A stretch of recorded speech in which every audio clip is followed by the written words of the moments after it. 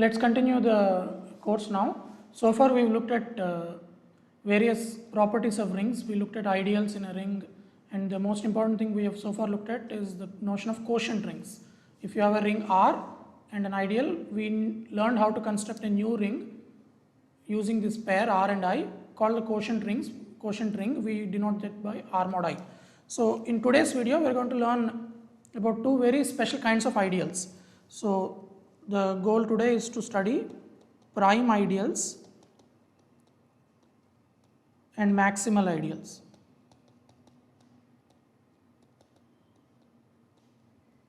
So that's the goal today.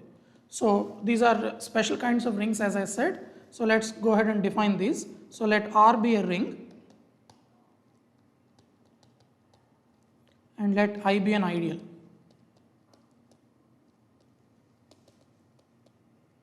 Okay, so remember that I is an additive subgroup of the ring R with the property that if you multiply an element of I with any element of the ring R, you land again in the ideal I. So that's what makes this an ideal. Okay, so now I am going to define I is said to be prime. I is called a prime ideal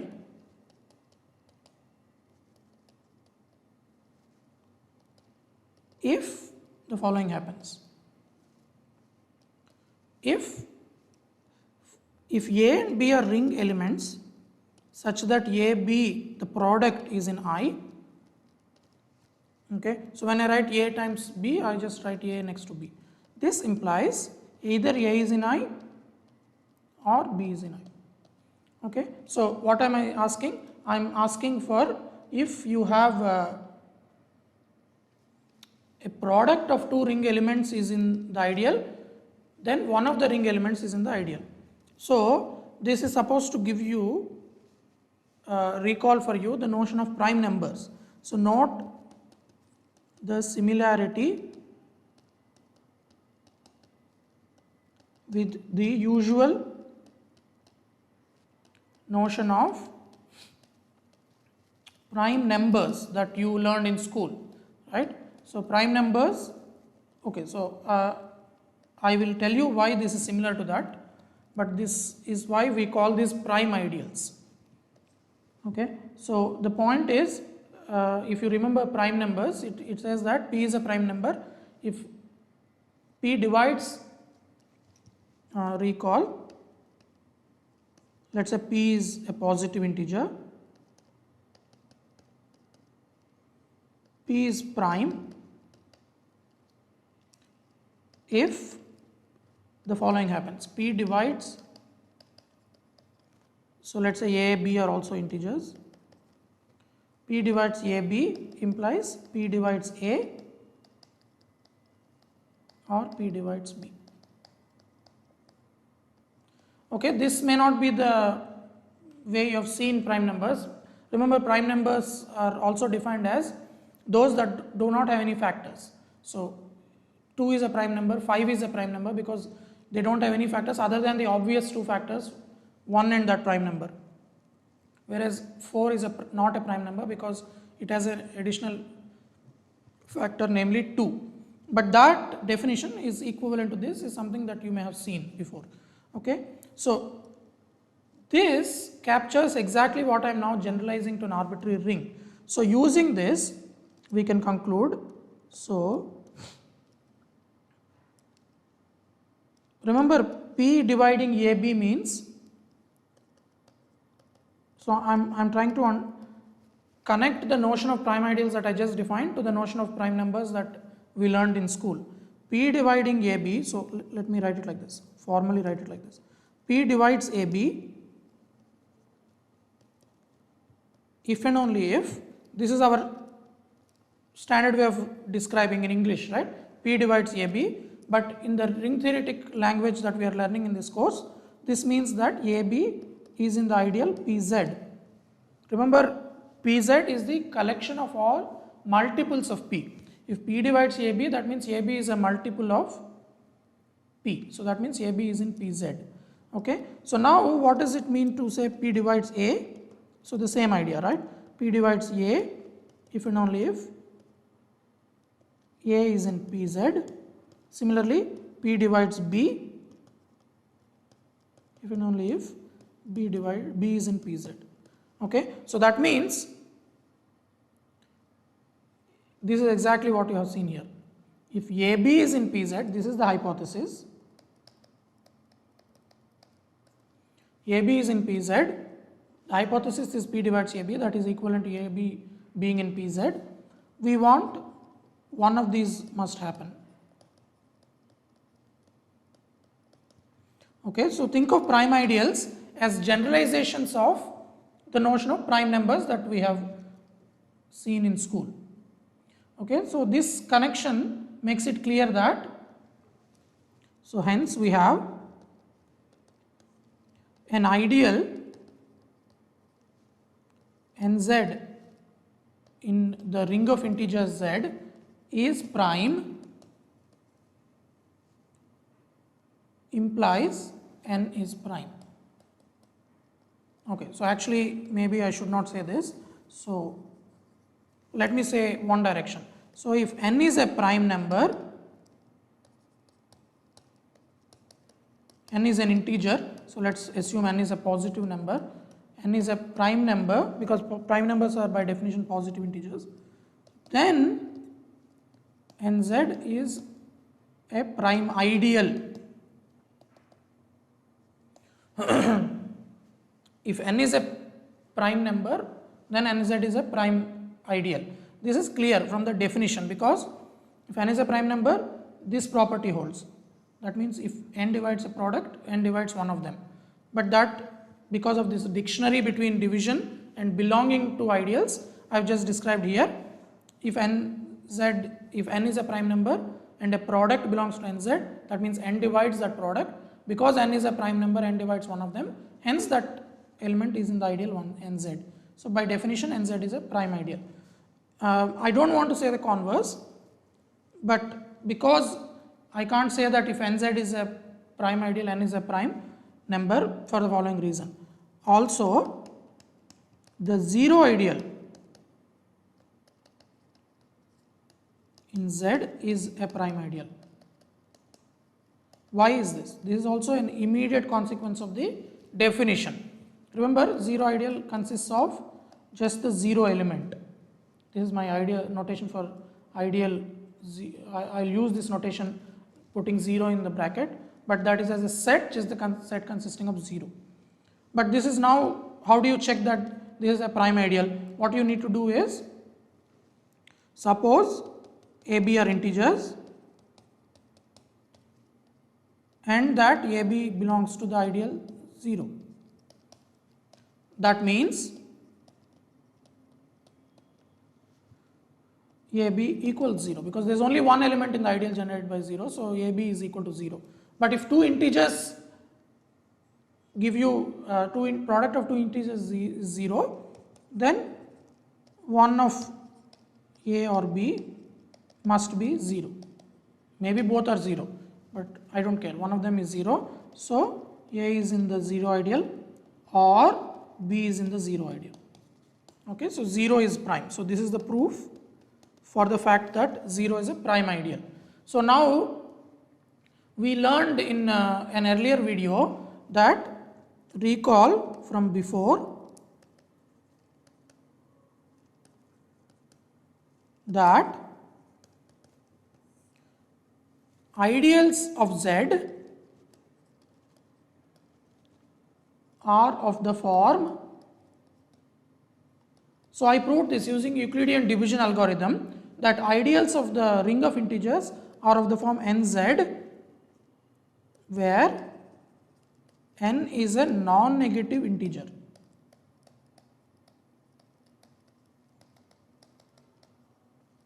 Remember that 0 of course is allowed.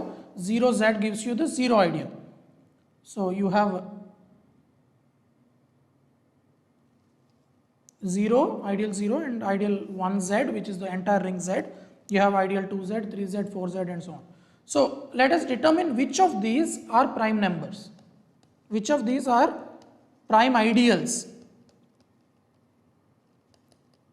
So we know from before that all ideals in the ring of integers are of the form nz, where n can be any non-negative integer. Now the question is, now that we have learned what are prime ideals, which of these are prime ideal? So let's start with 0. So when n equal to 0, we have proved just now that nz is a prime ideal. Right? So this is okay. Okay. So now let's look at other integers. So actually now I remember I forgot an important part of the definition. So let's go back here. So let's go back to the definition of a prime ideal. I is called a prime ideal if this happens, but I should add a very important condition that I forgot, which is that I is not equal to R and this happens. So we don't want to call the full ring, which is also an ideal of course, a prime ideal. Prime ideals are by definition proper ideals. So I is not equal to R by assumption and it has this condition. Okay, so we will assume that we will remand that prime ideals are proper ideals. So if you take 1, remember n equal to 1, you get 1z, which is actually z, all multiples of 1, that is all integers. So this is not a prime ideal.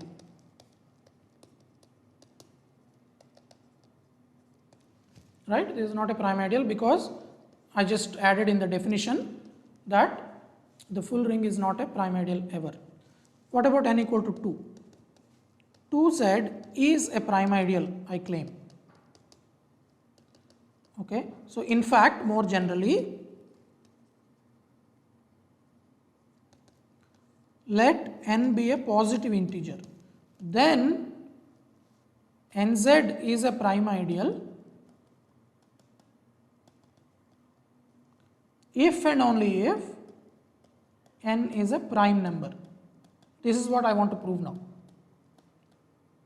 So I claim that nz is a prime ideal if and only if n is a prime number. Remember, every ideal is generated by nz. N equal to 0 we have already taken care of, it is a prime ideal. N equal to 1 is the full ring, so it's not a prime ideal. Now we are left with positive integers beginning with 2. And I claim that for each of those we can determine whether it's a prime ideal or not simply by looking at n. If n is a prime number, it's a prime ideal. If n is not a prime number, it's not a prime ideal. So why is this? One direction we already saw was proved above, right? So if n is a prime number, if you check, if you remember, if n is a prime number, then nz is a prime ideal. So I sort of said the proof earlier, if you go back and check the video.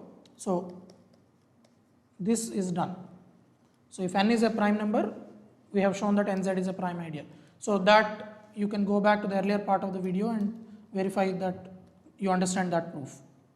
Now suppose we have the other direction. So now assume that nz is a prime ideal. So assume that nz is a prime ideal. We want to show that n is a prime number. So let's do that. So suppose n is not a prime number.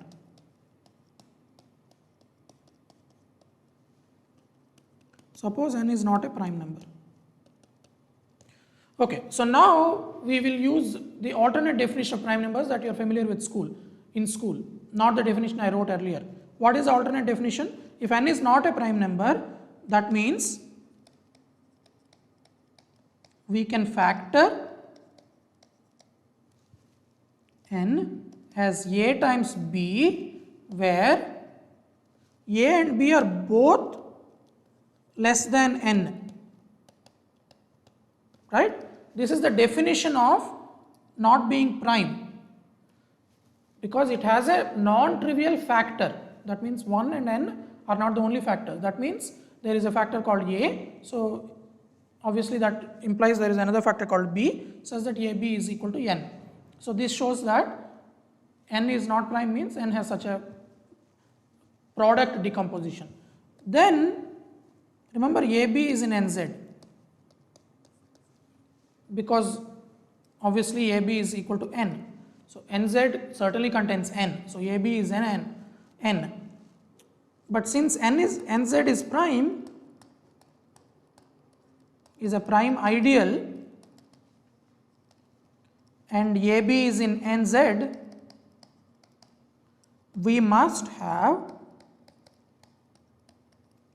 either A is in NZ or B is in NZ, right? This is the definition of a prime ideal that I gave in the beginning of this video.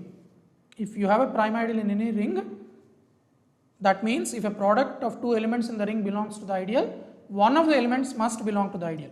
So if AB is in NZ, we have A is NZ or B is in NZ. But now that's a problem. This is absurd. Why is it absurd? This is absurd because A is strictly less than N and A is of course positive, right? Because N is positive and we have factored A into, I should have said that earlier, but if N is a positive integer, that's not a prime. We can factor N as a product of two positive integers less than N and less than N positive. So this implies AB can't be in, because NZ is multiples of N. So there is 0 and the next number in NZ is N.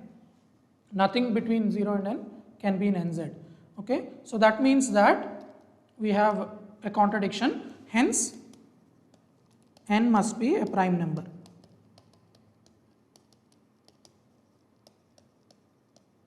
So in conclusion, what we have is, we conclude that an ideal NZ in Z is prime if and only if N is 0 or N is a prime number. Okay, so assume N is positive, of course, because every non-negative, I should say, every ideal in Z is written as NZ where N is a non-negative integer. It is prime if and only if N is 0 or N is a prime integer, prime number, let's say. Okay, so this whole analysis is to give you the reasons for why we call these ideals prime ideals, because they properly generalize the notion of prime numbers, but there is this additional ideal, namely the 0 ideal, which 0 is not called a prime number, but 0 ideal is a prime ideal. Okay, so it is very much inspired by the notion of prime integers, the notion of prime ideals. Okay. Now that we understand ideals, which ideals in Z are prime, let's look at more examples. Okay. Just to illustrate what we have just done, we know that 4Z is not a prime ideal. So from now on, I am going to use this language. I'll just say an ideal is prime or an ideal is not prime. I really mean that it's a prime ideal or not a prime ideal. When I'm talking about ideals, I use this word like this. This is because we saw it in the proof, but I want to illustrate this again. 2 times 2, which is 4, is in 4Z, but 2 is not in 4Z. Okay, so this is exactly the proof that we gave earlier. In this specific example, this is what it looks like. 4Z is not prime, 5Z, 7Z, 11Z are prime, and so on. Okay, so let's look at more examples. So now look at other rings. Okay, so consider the ring,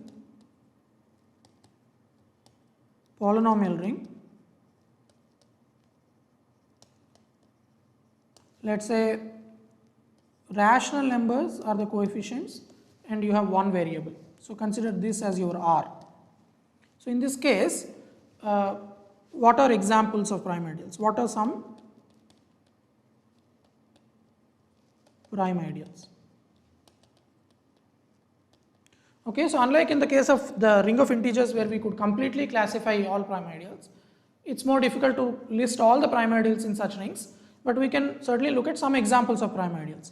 So what are some prime ideals? 0 ideal is prime. This is easy because the same idea why the 0 ideal in the ring of integers is prime. You take two polynomials whose product is 0, one of the polynomials must be 0. What about the ideal generated by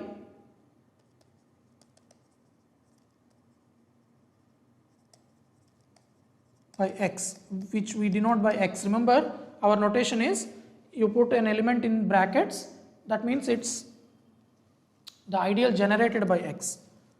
This is also prime. Okay, so let me prove this. First, let's recall what is x, the ideal generated by x. This is all polynomials which are multiples of x. Sorry, it's fx is in the polynomial ring. The ideal generated by x is all multiples of x. Just like the ideal generated by 5 in the integers is all multiples of 5, the ideal generated by x in qx is all multiples of 5. But it's easy to describe this in a different way. These are all polynomials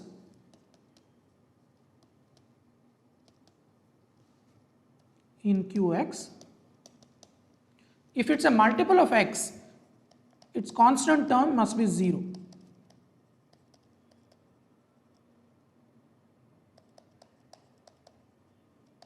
And if the constant term is 0, it is a multiple of x, because constant term, so remember a polynomial looks like this: an xn, an minus 1 xn minus 1 plus a1 x plus a0, right? We can write this as x times an xn minus 1 plus an minus 1 xn minus 2 plus dot dot dot a1, but you have to keep a0 separately because a0 has no factor of x, so you can't factor out x from that. So you have this. If it is if a0 is 0, it's a multiple of x. If it's a multiple of x, a0 is 0. So the constant term is 0. This is prime. One can check quickly, because suppose fx and gx are polynomials in the polynomial ring qx, and suppose fx times gx is in the ideal generated by x, that means the constant term of fx times gx is 0. But if you think in your mind about multiplying two polynomials f and g, and the product has constant term 0, then it's not difficult to see that the constant term of f or constant term of g must be 0, because the constant term of the product is simply the product of the constant terms. So the constant term, so this implies the constant term of fx times gx is 0, but this means the constant term of fx or gx is 0. That means fx is in the ideal generated by x or gx is in the ideal generated by x. If both have non-zero constant terms, clearly the product will continue to have non-zero constant term, because if your product of two non-zero rational numbers is a non-zero rational number, so x is prime. Using a similar argument, you can show similarly, you can show, I will leave this as an exercise for you. For example, that x minus 1, x plus 1, x minus, and so on. So I'll write one more example: x plus 5, x plus 1 by 2 are all prime. Very similar to x, but now we are taking, in this example, we are taking the multiples of x minus 1. In this example, we are taking the multiples of x plus 1. In this example, we are taking the multiples of x plus 5 and so on. So they are all prime. This is an exercise for you. On the other hand, let's look at another ideal. What about x squared minus 1? So x squared minus 1 is the set of all multiples of x squared minus 1. So this is not prime, I claim. This is not a prime ideal. Why?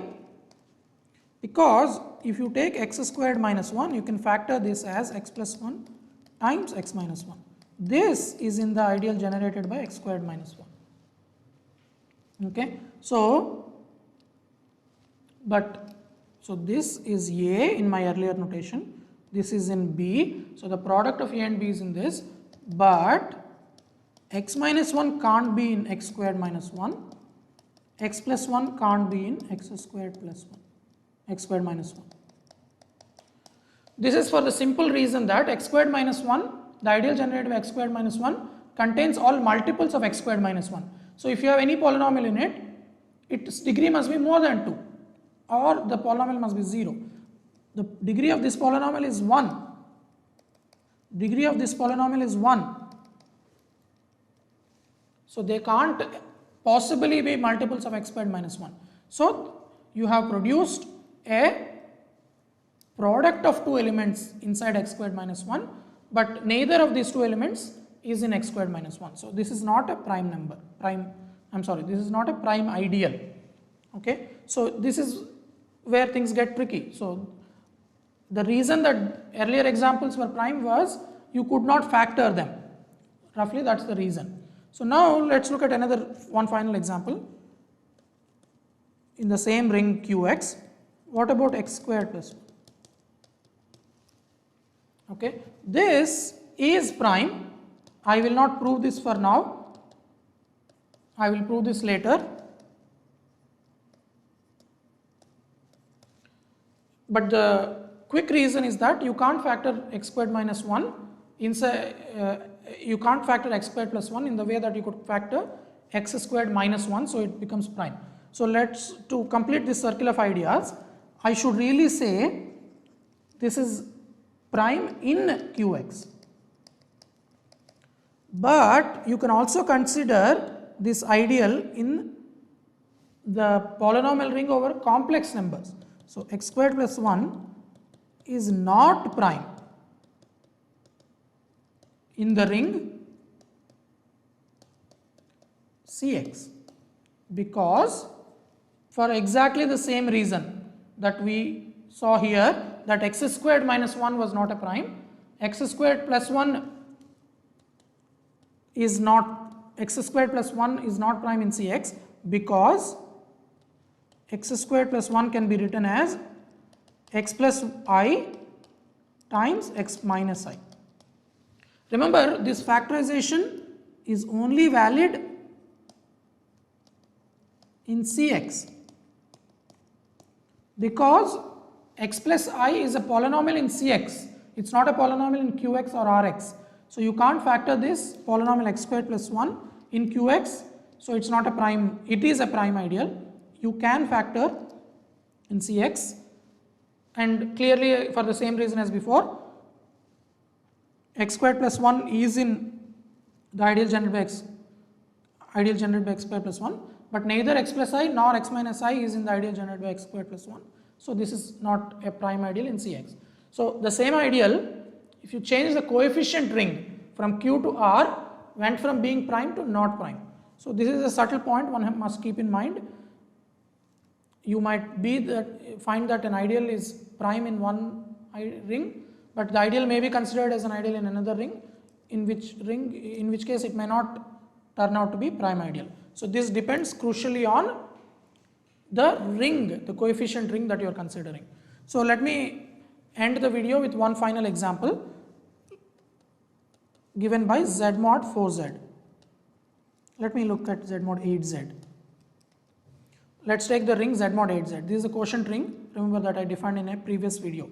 So consider the ideal, zero ideal. The zero ideal in R is not prime. So I am giving this example because in all the examples that we have looked at in this video, the zero ideal is a prime ideal. In Z it's a prime ideal, in Qx it's a prime ideal. But in this ring, zero ideal is not prime. Why?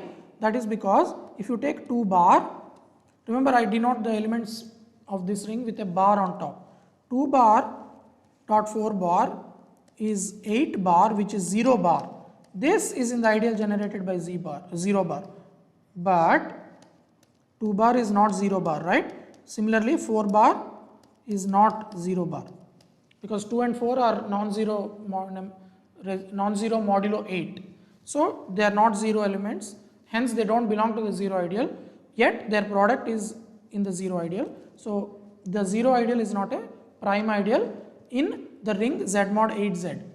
Okay, so there are a wide variety of examples Prime ideals are very important in ring theory. One needs to get used to this. So hopefully you understood the definition and understood the various example in this video. So I'll stop the video now. In the next video, we'll continue our study of prime ideals, and I'll also introduce the notion of maximal ideals. Thank you.